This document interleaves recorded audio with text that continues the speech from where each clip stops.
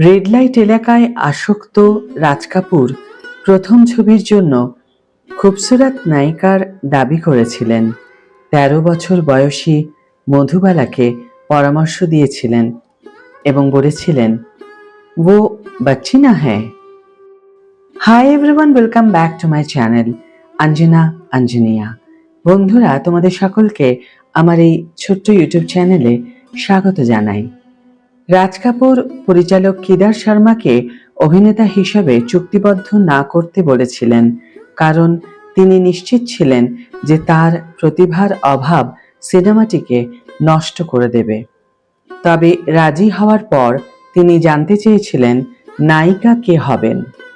রাজ কাপুরের চলচ্চিত্র নির্মাণের যাত্রার শুরুটা বেশ কলঙ্কজনক ছিল। তার বাবা পৃথ্বীরাজ কাপুর তার উপর প্রায় হাল ছেড়ে দিয়েছিলেন। কিশোর বয়সে রাজ কাপুর রেড লাইট এরিয়ায় যাওয়ার অসুস্থ হয়ে পড়েছিলেন এবং তার বাবা তাকে কিভাবে ঠিক করবেন তা বুঝতে পারেননি। ঠিক তখনই তার একজন সহযোগী পরিচালক কেদার শর্মা রাজকে তার পৃষ্ঠপোষকতায় নিয়ে তাকে আবার সঠিক পথে ফিরিয়ে আনার প্রস্তাব দেন। প্রসার ভারতীর সাথে একটি পুরনো সাক্ষাৎকারে কেদার শর্মা রাজ কাপুরকে নীলকমল ছবিতে অভিনয়ের গল্পটি স্মরণ করেন, যখন তিনি রাজ কাপুরের সাথে রাগ হারিয়ে ফেলেন এবং সহকারী থাকাকালীন তাকে চড় মারেন। কেদার শর্মা বলেছিলেন যে রাজকে আঘাত করার জন্য তিনি অবিশ্বাস্যভাবে দোষী ছিলেন, কিন্তু সেটে তার অযৌক্তিক আচরণ দেখার পরই তিনি বুঝতে পেরেছিলেন যে এই যুবকটি কিসের জন্য আদর্শ হবে।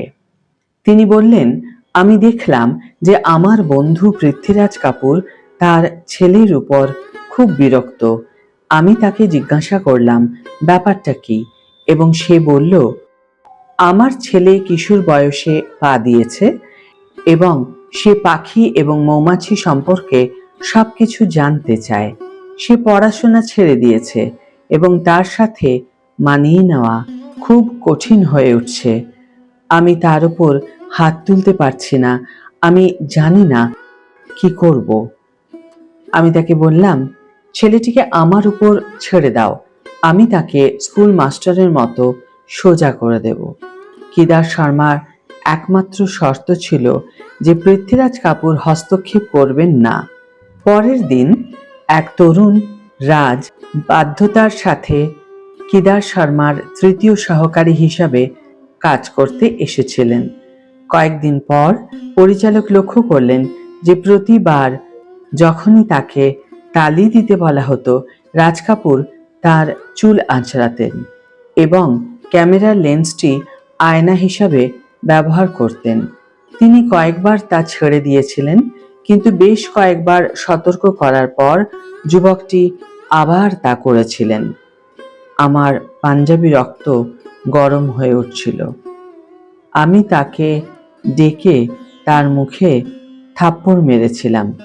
আমার হাতের তালুর ছাপে তা লাল হয়ে গিয়েছিল। তিনি আরো বলেন, তিনি তৎক্ষণাৎ অত্যন্ত অপরাধী বোধ করেছিলেন এবং সেই রাতে তিনি ঘুমোতে পারেননি। তিনি বলেন, আমি ভেবেছিলাম সে রেগে যাবে এবং আমাকে তার বাবা কে তা মনে করিয়ে দেবে, কিন্তু সে একটিও কথা বলেনি। সে হেসে চলে গেল। কেদার শর্মা স্মরণ করেন। পরের দিন সে রাজকে তার অফিসে ডেকে বলল যে তাকে মারধর করা উচিত ছিল না, বরং সে বলল সে আবিষ্কার করেছে যে রাজের প্রতিভা পরিচালনায় নয়, অভিনয়ে। সে বলল, আমি তাকে ৫,০০০ টাকা দিয়েছিলাম এবং আমার ছবির নীলকমলের নায়ক হিসাবে চুক্তিবদ্ধ করেছিলাম। ছেলেটি টাকা দেখে কাঁদতে শুরু করে। আমি বললাম, যখন আমি তোমাকে চড় মেরেছিলাম তুমি কাঁদোনি, কিন্তু যখন আমি তোমাকে টাকা দিচ্ছি তখন তুমি কাঁদছো। আর সে বলল, তুমি কি জানো না দয়া সবচেয়ে বেশি কষ্ট দেয়? তুমি আমার সাথে এত উদার কেন? আমি অকেজো, আমি তোমার ছবি নষ্ট করে দেব এবং তুমি আমাকে তোমার নায়ক বানিও না। আমি তাকে জড়িয়ে ধরে তাকে আশ্বস্ত করলাম যে সে এই কাজের জন্য সঠিক ব্যক্তি। সঙ্গে সঙ্গে রাজ কাপুর ফিসফিসিয়ে জিজ্ঞেস করলেন, এক বাত পুছো, নায়িকা কौन सी लेके देंगे? আমি তাকে বললাম যে আমরা যাকে চাই তাকে পেতে পারি এবং সে বলল যে নায়িকা সুন্দরী হওয়া উচিত। আমি বললাম আমাদের দুজনেরই একই চিন্তা ভাবনা। সে পাঠানের মেয়ে মধুবালাকে প্রস্তাব দিল।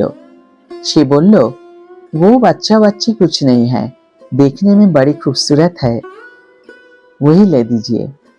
তার বাবাকে ডেকে পাঠানো হলো এবং তিনি অবিশ্বাস করেছিলেন। আমি যখন তাকে কাস্ট করেছিলাম তখন তার বয়স ছিল মাত্র 13 বছর। বছরের পর বছর ধরে কেদার শর্মা চলচ্চিত্র জগতে বেশ কিছু বড় প্রতিভাকে পরিচয় করিয়ে দেওয়ার সাথে জড়িত ছিলেন। রাজ কাপুর এবং মধুবালা ছাড়াও তিনি গীতা বালি, মালা সিনহা, সঙ্গীত শিল্পী রোশন এবং আরও অনেককে লঞ্চ করেছিলেন। টেলিভিশন অনুষ্ঠান এক মুলাকাত এর একটি পর্বে তিনি একই গল্পটি কিছুটা ভিন্ন বিবরণ দিয়ে বর্ণনা করেছিলেন। তিনি বলেছিলেন, পৃথ্বী আমাকে অনেক সম্মান করতেন। আমি লক্ষ্য করেছি যে তিনি একদিন খুব হতাশ ছিলেন, প্রায় কান্নার দ্বার প্রান্তে। বন্ধু হিসাবে আমি তাকে হাতজোড় করে বলেছিলাম, আমি জানি না সমস্যাটা কি, তবে আমি যদি সাহায্য করতে পারি তাহলে আমাকে বলুন। তিনি আমাকে বলেছিলেন রাজ তার বয়ঃসন্ধিকালে বিরক্ত হচ্ছে।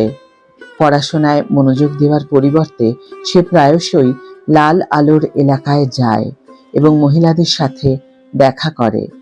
আমি তাকে বলেছিলাম যে এটি নিয়ে আর চিন্তা না করতে এবং আমি তাকে আবার সঠিক পথে ফিরিয়ে আনব।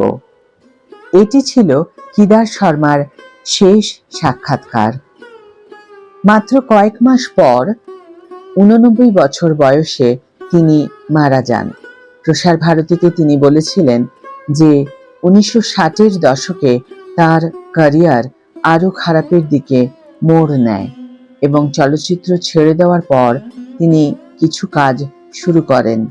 এক মুলাকাত সাক্ষাৎকারের জন্য তাকে খুঁজে পেতে উপস্থাপক শশী রঞ্জনের কয়েক মাস সময় লেগেছিল। রাজ কাপুর পরবর্তীতে দ্য শোম্যান হয়ে ওঠেন, যিনি তার বিলাসবহুল আনন্দময় সিনেমার জন্য পরিচিত ছিলেন, যা প্রায়শই তাকে দেউলিয়া হওয়ার দ্বারপ্রান্তে নিয়ে যায়। মধুবালা ছিলেন তার যুগের অন্যতম সেরা তারকা। বেশ কয়েকটি ক্লাসিক ছবিতে অভিনয় করেছিলেন। কেদার শর্মার ছবি নীলকমল 1947 সালে মুক্তি পায়। আজকের ভিডিও এখানেই শেষ করছি বন্ধুরা। ভিডিওটি যদি ভালো লেগে থাকে তাহলে অবশ্যই একটি ছোট্ট করে লাইক দিও, শেয়ার করো বন্ধুদের সাথে, কমেন্ট করে জানিও তোমাদের মতামত। যারা এখনো আমার চ্যানেলটিকে সাবস্ক্রাইব করোনি তারা অবশ্যই চ্যানেলটিকে সাবস্ক্রাইব করে আমার পাশে থেকো, আর যারা অলরেডি সাবস্ক্রাইব করে দিয়েছো তাদের জন্য আমার অনেক ভালোবাসা এবং অনেক ধন্যবাদ।